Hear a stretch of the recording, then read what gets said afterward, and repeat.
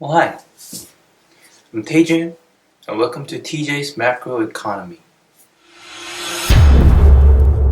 I have prepared 3 videos for you. 1, the very basics of savings. 2, a financial system about assets and financial intermediaries.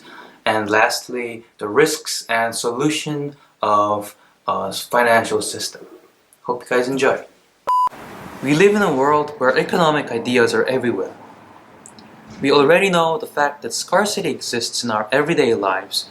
We also know how money flows through flowchart, and so on. But today, I'm going to talk about savings and how they work. In order for us to understand what savings really are, we first have to understand the idea of savings and investment spending identity. Here's an easy way for us to understand it.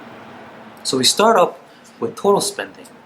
What I mean by total spending is any type of spendings that make part of GDP. Simply how much we are spending in any one given scenario. Some of the types of spending that make part of GDP obviously are investment spending, consumer spending, government spending, and foreign spending, as in imports and exports. But for the sake of better understanding and for the sake of easily understanding this identity, we are going to give a premise into our economy where it's very simplified, that excludes foreign spending and government spending. So basically, spending includes only consumer spending and investment spending. We then move on and consider that total income equals to the amount of total spending. So for example, if I earn $100 in a company, then I'm going to use $100 on eMart, and that $100 that I pay on eMart will be another $100 income for eMart. Then we can divide total spending further into consumer spending plus identity spending, because just like what I said, we are basically excluding government spending and foreign spending. So what we are left up with is only consumer spending and investment spending. So we keep the idea that total spending equals consumer spending and investment spending. Then we move on to total income, as in total disposable income. And what are we doing with our income? We basically do 2 different things. We either save or we either spend.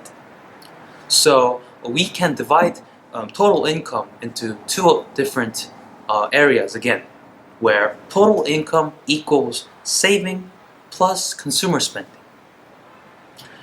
So we basically said that total spending equals consumer spending and investment spending, and total income equals saving and consumer spending. And when we combine these 2, we come up with an idea that consumer spending plus investment spending equals saving plus consumer spending. Then we get to eliminate the common thing, which is consumer spending. That's the way we come up with the idea where investment spending equals saving. Now that we understand the saving and investment spending identity, that saving equals investment spending, we then go further and divide saving into 2 different types, which are national saving and capital flow. So number 1, national saving. National saving is a saving that a nation as a whole does. National saving consists of private saving and government saving. What I mean by private saving is a saving that we as a people do individually. So basically, for example, we save our money in our bank and so on. Government saving, however, is a saving that a government does.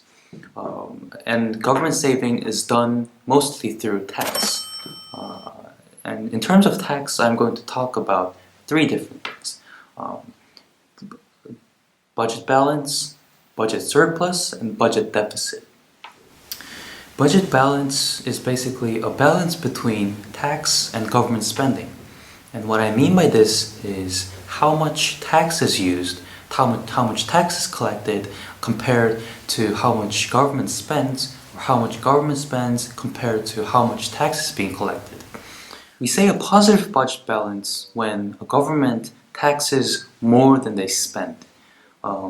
We also call this a budget surplus. So basically, it's quite self-explanatory where the amount of tax that the government collects is more than the amount of money that government spends on it. So in this case, positive budget balance usually happens in an inflationary gap, where contractionary fiscal policy that we learned, more tax or less government spending or less government transfer exists. In contrast to positive budget balance, which is budget surplus, we also have budget deficit when a budget balance is negative. What I mean by budget balance being negative is basically when the government spends more than they tax people. So budget deficit usually occurs during recessionary gap, where the government, in response to recessionary gap, operates a expansionary fiscal policy where they lowers the tax or they makes the government spending or government transfers higher. Then we move on to second type of saving, which is capital inflow / outflow. We call it a capital inflow or outflow based on whether the money is going into the home country or the money is going out to foreign country. So we call it a capital inflow where the money goes into home country, and we call it a capital outflow when money is basically going out to foreign country. Here's an interesting fact. South Korea is renowned for having K-pop idols, right? The fact that K-pop idols these days go abroad into foreign entertainment industries is also a capital inflow, because basically foreign entertainment industry pays those K-pop idols that go abroad when K-pop idols do a concert there. So basically K-pop idols bring in the foreign currency into our country, and that's a benefit for the country. So this is all for the first video. Hope you guys enjoyed it, and see you on our next video.